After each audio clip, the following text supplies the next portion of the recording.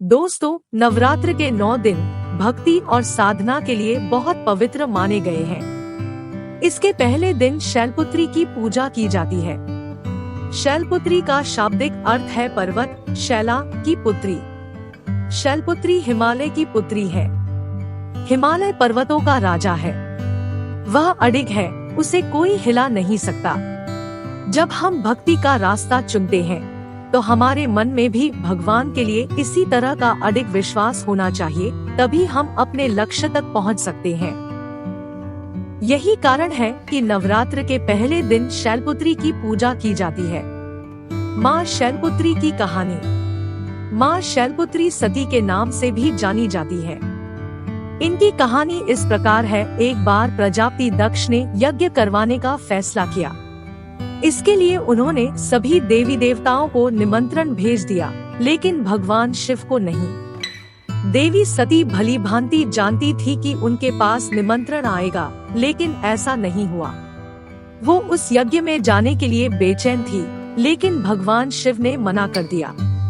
उन्होंने कहा कि यज्ञ में जाने के लिए उनके पास कोई भी निमंत्रण नहीं आया है और इसलिए वहाँ जाना उचित नहीं है।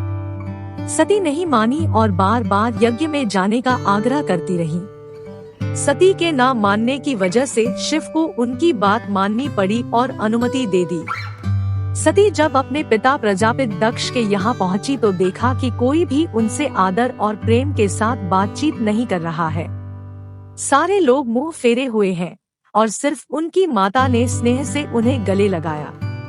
उनकी बाकी बहनें उनका उपहास उड़ा रही थी और सती के पति भगवान शिव को भी तिरस्कृत कर रही थी। स्वयं दक्ष ने भी अपमान करने का मौका ना छोड़ा। ऐसा व्यवहार देख सती दुखी हो गई। अपना और अपने पति का अपमान उनसे सहन न हुआ और फिर अगले ही पल उन्होंने वो कदम उठाया जिसकी कल्पना स्वयं दक्ष ने भी नहीं की होगी। सती ने उसी यज्ञ की अग्नि में खुद को स्वाहा कर अपने प्राण त्याग दिए। भगवान शिव को जैसे ही इसके बारे में पता चला तो वो दुखी हो गए। दुख और गुस्से की ज्वाला में जलते हुए शिव ने उस यज्ञ को ध्वस्त कर दिया। इसी सती ने फिर हिमालय के यहाँ जन्म लिया और वहाँ जन्म लेने की वजह से इनका नाम शैलपुत्री पड़ा। माँ शैलपुत्री का वास काशी नगरी वाराणसी में माना जाता है। वहाँ शैलपुत्री का एक बेहद प्राचीन मंदिर है, जिसके बारे में मान्यता है कि यहाँ माँ शैलपुत्री के सिर्फ दर्शन करने से ही भक्तजनों की मुरादें पूरी हो जाती है।